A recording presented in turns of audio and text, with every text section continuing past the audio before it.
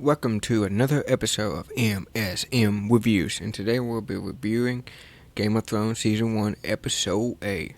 Let's get it started. We open up to the Lannisters' man killing the rest of Ned Stark's men at King's Landing, and the Gold Cloaks are helping. And one of the Gold Cloaks people tries to take Arya, but Arya gets away because of her master swordsman, who's been teaching her how to sword fight, tells her to run away, and he will hold him off pretty much, but we don't see him survive. So Arya gets away, but the Hound finds Arya's sister, Sansa, and takes her to the Queen. Then we see Varys talk to Ned in the dungeons, and we see Jon Snow talk to Lord Commander and Sam, the man of the watch, bring some of their men who died beyond the wall, who traveled with his Uncle Ben, and Uncle Ben is not with them. And John looks at the Lord Commander and asks, "Where's Benjen?" And we cut to, different scene. We cut to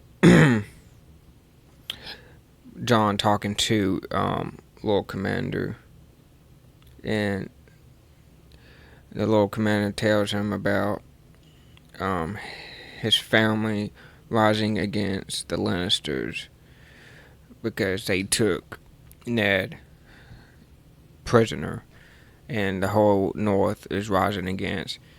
And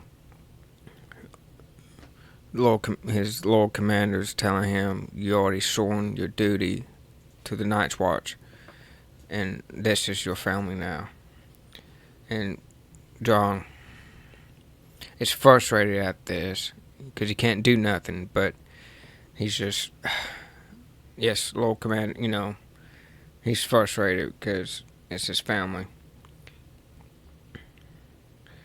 And Cersei, we cut to Cersei wants Sansa to rob her brother to bend the knee to the king, Joffrey. And Robb gets the letter. We see in the next scene, he gets the letter, and of course Robb refuses to bend the knee, and just makes him more determined to get his sisters and try to get his father freed. And Lady Stark talks to her sister, we saw in the last episode, asking why none of her men will help them in this rebellion. So her man won't help, and that's pretty much the end of that scene, and we won't see her for a while. We see Tyrion walk with Bronn, and they're walking through the woods in the mate camp, and they wake up the next morning and they're surrounded by pretty much the Mountain Man, and the Mountain Man pretty much travel with Tyrion and Bronn to get him to his father's camp, because Tyrion promised them gold and lands, pretty much. And I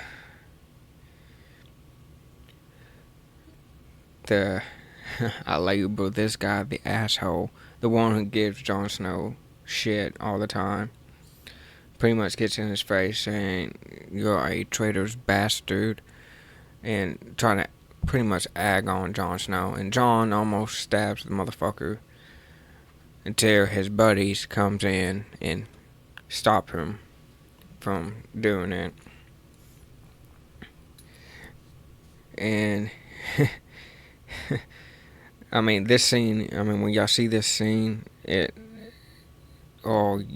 you feel Jon's anger, like straight up. And then we cut to Jon waking up by a ghost. Ghost wakes him up, and they go to see what's the noise is going on. Where's the noise coming from at the wall? And they go into little commander's room because apparently Ghost sent something in there, and it turns out there's a dead man walking in little commander's room, and Jon's fighting the dead man, stabs him, and the guy gets back up. And then little commander comes in and is like, Jon, what's going on? He grabs the lantern and throws it at the dead man, finally killing the dead man, and the dead man falls, burns. And then we see Daenerys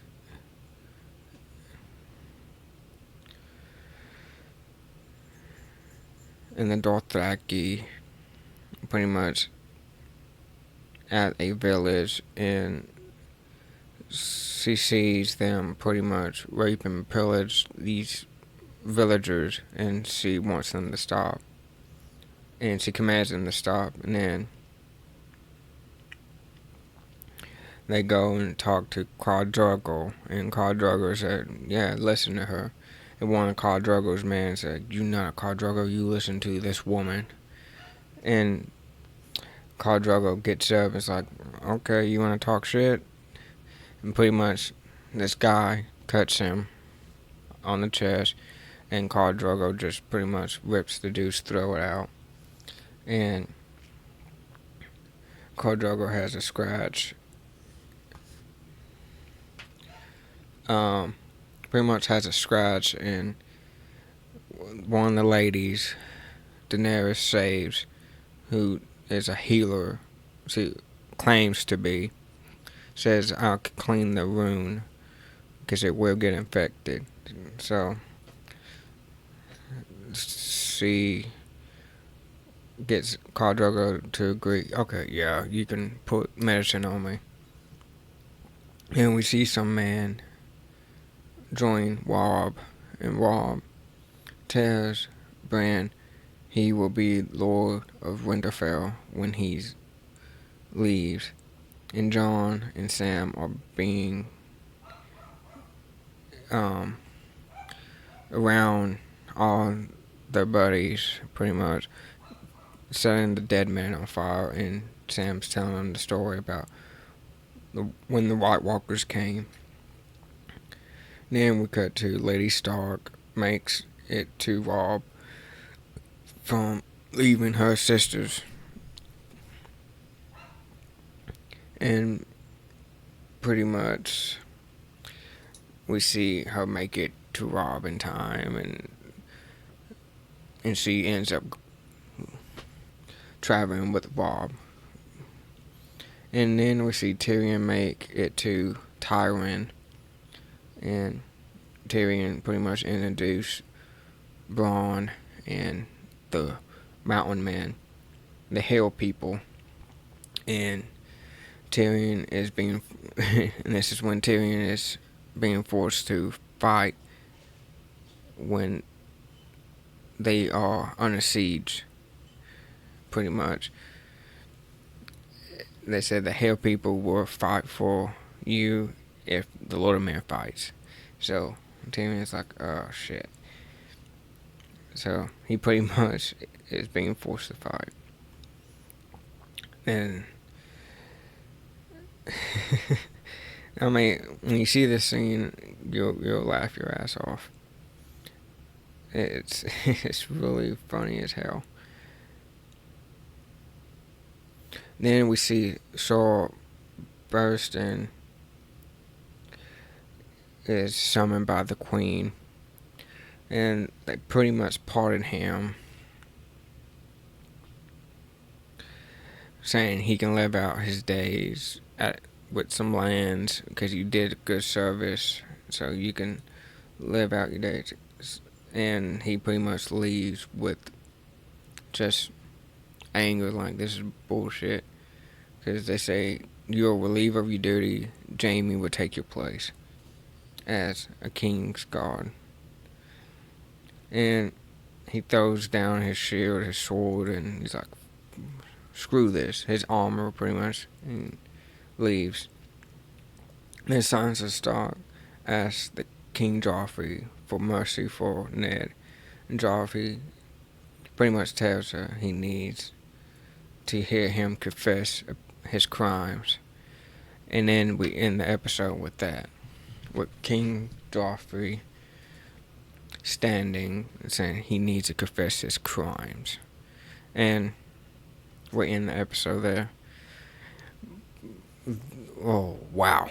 This episode was one hell of, like, the opening, just starting right out the back, killing people.